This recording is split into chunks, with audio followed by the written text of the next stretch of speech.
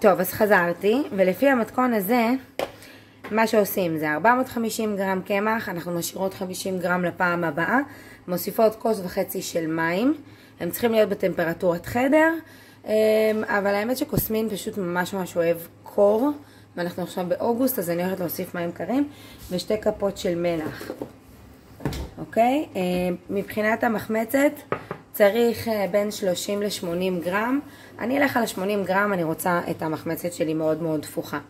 עכשיו, טריק שלמדתי מחברה,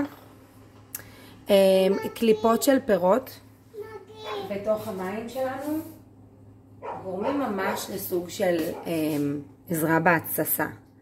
אוקיי? אז טוב, זה קצת מלא.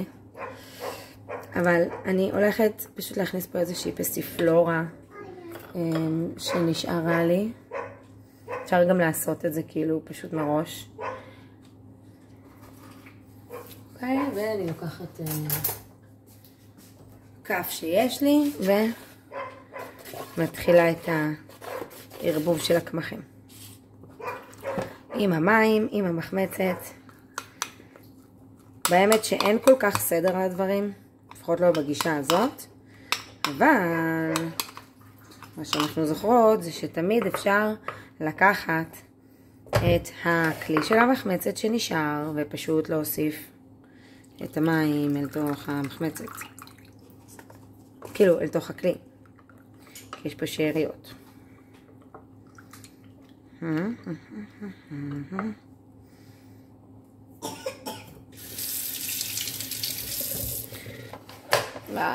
טוב, נדלקה תכף.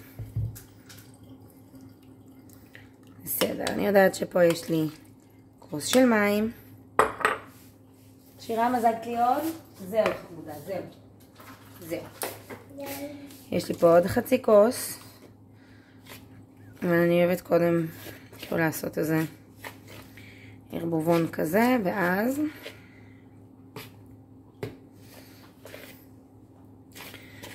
וזוכרות שיש לי את ה-50 גרם. טוב, אם אני ארצה להוסיף את ה-50 גרם, הזמן להוסיף אותם יהיה רק בערבוב הראשון.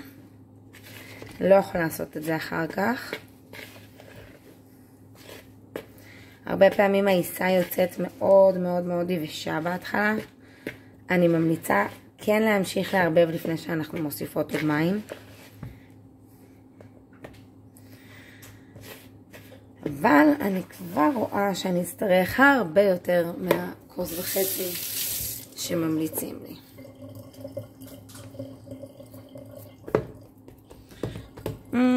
לא, דווקא לא כזה הרבה יותר.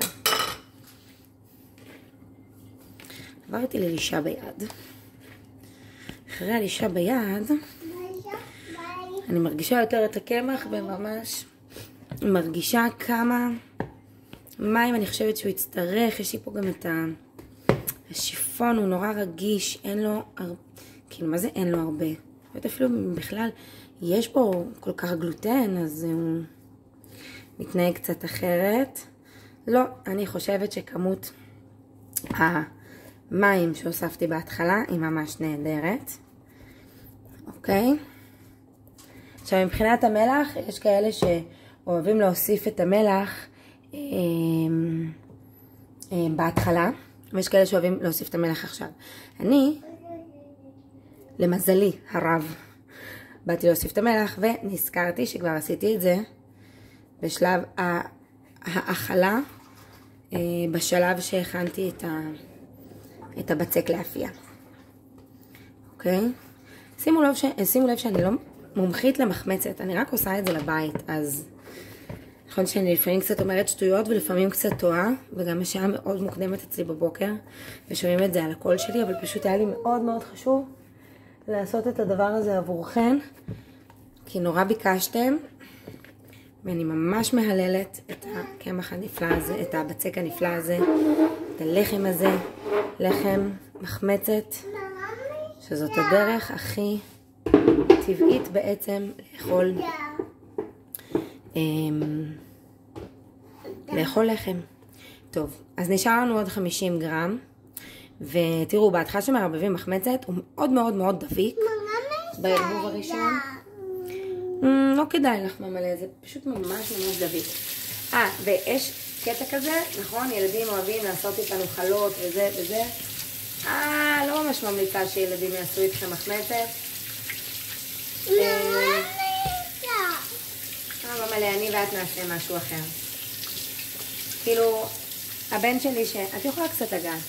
הבן שלי שכבר עושה איתי מחמצת ופיתות ומחמצת וכל זה,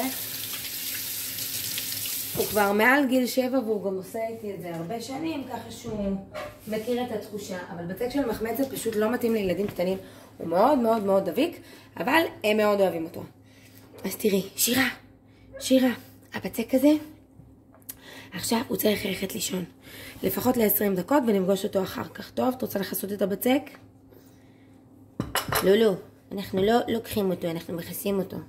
טוב, הקטע הזה נראה לי איתה לא ייגמר. אז שתדעו שאנחנו מכסים את הבצק, אנחנו נפגוש אותו עוד 20 דקות.